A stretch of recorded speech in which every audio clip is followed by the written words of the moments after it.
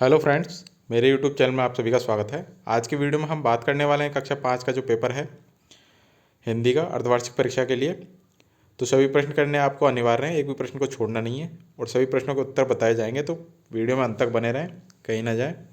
तो आइए बिना देर के स्टार्ट करते हैं पहले क्वेश्चन के साथ, जिसमें आपको वस्तुनिष्ठ प्रश्न मिलेंगे।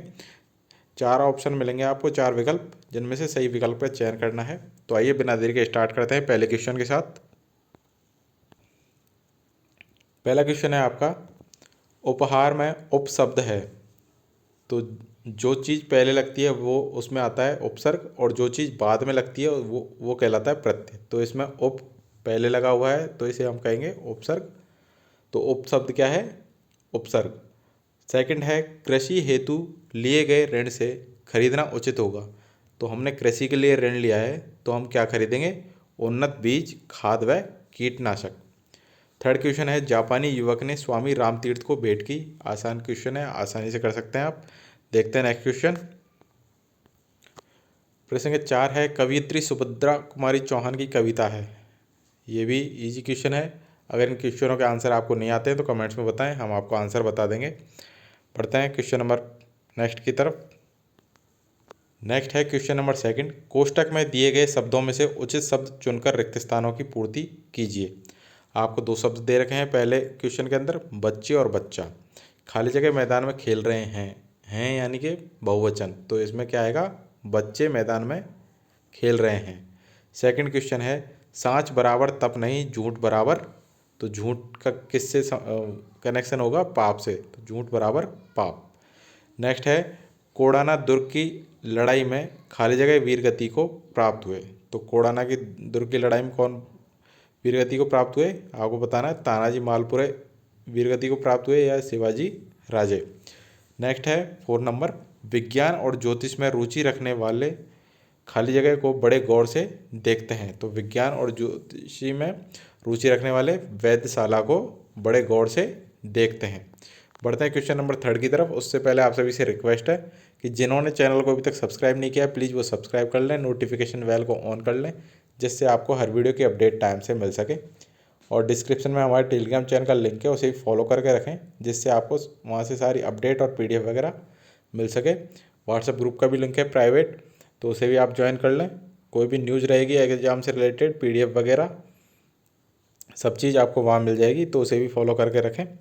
आइए देखते हैं तीसरा number question. 3rd number question है, डॉक्टर भीमराव अंबेडकर जी के जीवन की कौन सी घटना उनके पशुओं के प्रति प्रेम को प्रदर्शित करती है?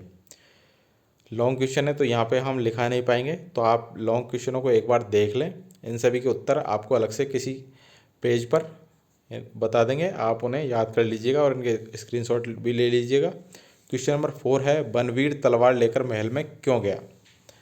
तो आपको बताना क्यों गया, किसको मारने गया था वो। क्वेश्चन नंबर 5 है, निम्नलिखित शब्दों में से विशेषण चुनकर अलग कीजिए। तो विशेषण क्या होते हैं? विशेषण वो होते हैं जो संज्ञा और सर्वनाम की विशेषता बताते हैं। तो ये देखिए, नया जीवन, खुशबूदार फूल और जलती दोपहरी। तो आपको विशेषण चुनने हैं। तो देखिए, नया, खुशबूदार और जलती, ये आपके विशेषण हैं। नेक्स्ट है प्रश्न संख्या 6, निम्नलिखित शब्दों के विलोम शब्द लिखिए। तो पहला है उजाला, तो उजाला का क्या होगा? अंधकार। दूसरा है पुराना, पुराना का क्या होगा? नया। तीसरा है अच्छा, तो अच्छे का क्या हुआ? बुरा। नेक्स्ट है क्वेश्चन नंबर 7, निम्नलिखित शब्दों के शुद्ध रूप लिखिए। तो पहला है प्रयास, तो प्रयास नहीं होगा, ये होगा प्रयास।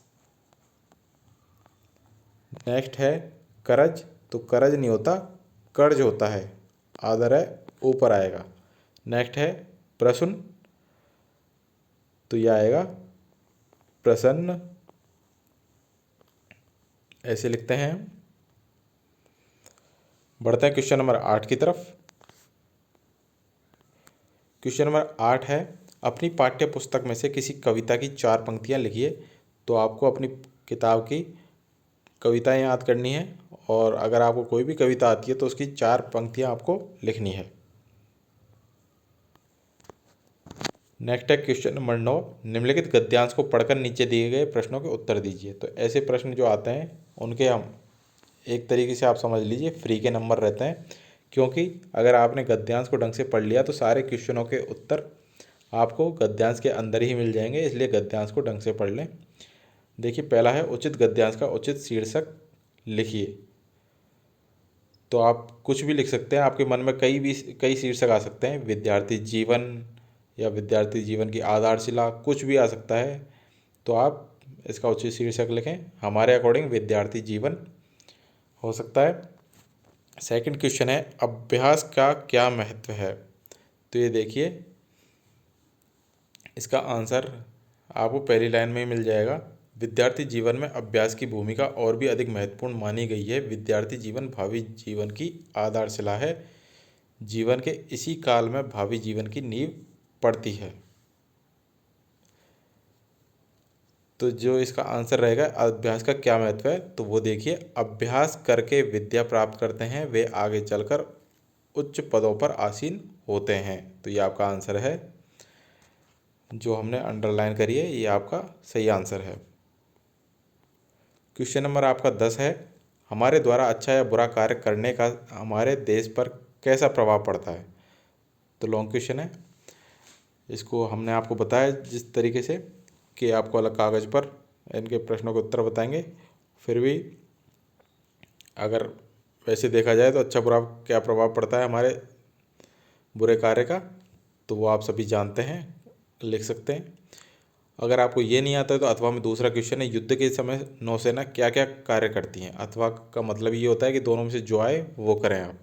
प्रश्न संख्या 11 है अपने भाई को जन्मदिन की बधाई हेतु पत्र लिखिए।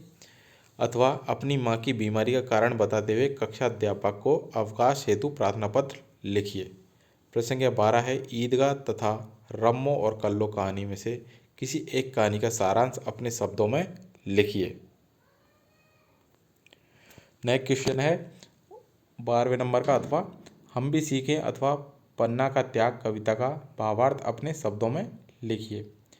प्रश्न संख्या 13 है निम्नलिखित में से किसी एक विषय पर 10 पंक्तियाँ अपने शब्दों में लिखिए। आपको 10 पंक्तियाँ लिखनी है, एक तरीके से ये समझ लिया आपका निबंध है। तो पहला है आपका विषय मेरा प्रिय खेल, दूसरा है कंप्यूटर का उपयोग, तीसरा है मेरी शाला और चौथा है सफाई का महत्व। तो ये थे सारे इंपॉर्टेंट क्वेश्चन जो आपके एग्जाम में आ सकते हैं, इसलिए इन सभी क्वेश्चनों को आप याद कर लें, रट लें और अपने फ्रेंड्स में भी शेयर कर दें जिससे वो भी तैयारी कर सकें। और जिन्होंने चैनल को सब्सक्राइब नहीं किया प्लीज़ वो सब्सक्राइब कर लें, नोटिफिकेशन बेल को ऑन कर लें जिससे आपको हर वीडियो की अपडेट टाइम से मिल सके। और डिस्क्रिप्शन में हमारे व्हाट्सएप ग्रुप और टेलीग्राम चैनल का लिंक है, दोनों को आप ज्वाइन करके रखें जिससे आपको एग्ज़ाम से रिलेटेड सारी अपडेट टाइम से मिल सके। Thank you.